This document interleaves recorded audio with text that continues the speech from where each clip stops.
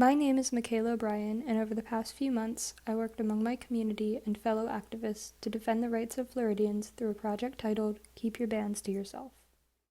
My project focuses on community activism in promoting gender equity and equality by protecting the rights of all Floridians to make private medical decisions without governmental interference. According to a study published by the World Health Organization in 2020, quote, the United States is home to the highest maternal mortality rates among all developed nations, end quote. In many cases, the deaths of patients are entirely preventable, and a direct result of legislation limiting access to health care. Reproductive freedom and a woman's right to choose are under attack in Florida and nationwide, endangering the lives and futures of millions of American citizens and families. My project is significant because in our home state of Florida, we have one of the most extreme bans on abortion in the nation, at just 6 weeks before many women even realize they are pregnant. In addition, Florida's ban on abortion makes no exceptions in cases of rape, incest, or preserving the life of the mother. Moreover, Florida's ban requires patients to endure procedural, logistical, and legal hurdles within a narrow time frame, limiting care to marginalized and disadvantaged communities. Floridians deserve the freedom to make private medical decisions affecting their health, families, and futures, and doctors deserve the right to treat their patients without governmental interference. My project aligns with Pillar 3, Principle 11 of the Earth Charter. Pillar 3 of the Earth Charter focuses on the need for social and economic justice and outlines the actions we must take to, quote, ensure a natural and social environment supportive of human dignity, bodily health, and spiritual well-being, end quote. Principle 11 of the Earth Charter aims to, quote, affirm gender equality and equity as prerequisites to sustainable development and ensure universal access to education, healthcare, and economic opportunity, end quote.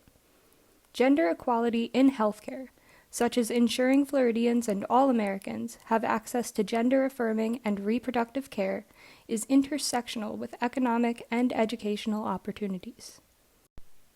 The purpose of my project was to increase awareness and to educate my peers and the broader community of Southwest Florida of the consequences of restricting or fully removing access to reproductive and gender-affirming care from patients in Florida, as well as working to remove Florida politicians from private medical decisions.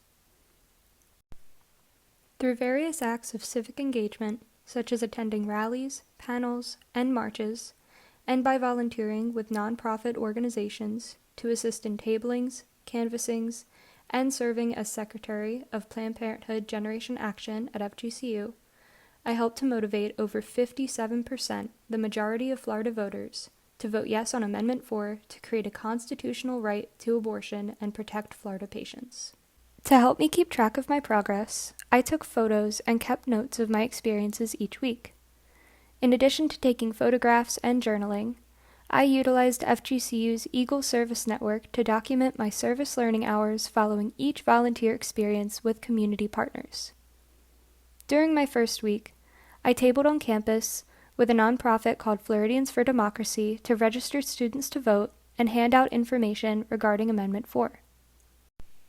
For my second week, I tabled at the FGCU Involvement Fair as Secretary of Planned Parenthood Generation Action, where we recruited members and handed out Yes on 4 stickers and information. On week 3, I attended a panel discussion of medical and legal experts regarding Amendment 4, organized by the Lee County League of Women Voters, where I networked with other activists and secured yard signs and handouts to distribute to supporters. For week 4, I gave an interview to a senior journalist with the Globe and Mail Canada regarding the work young women in America are doing to protect reproductive rights. For the 5th week, my entire household voted yes on Amendment 4, as did most of my neighbors. And during the final week, my mom joined me canvassing for the first time in her life, and together we knocked on over 25% of doors in the Dunbar community of Fort Myers to explain to voters why they should vote yes on Amendment 4. Through volunteering with the local community, I documented over 10 service learning hours and was given the opportunity to directly participate in our democracy.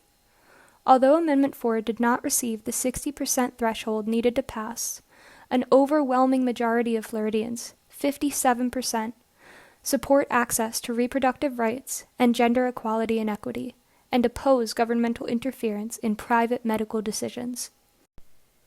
While this project only displays 6 weeks of work, as a volunteer who collected petition signatures to add Amendment 4 to the ballot months prior, I will continue to advocate for reproductive rights and gender equality in the future in any way I can.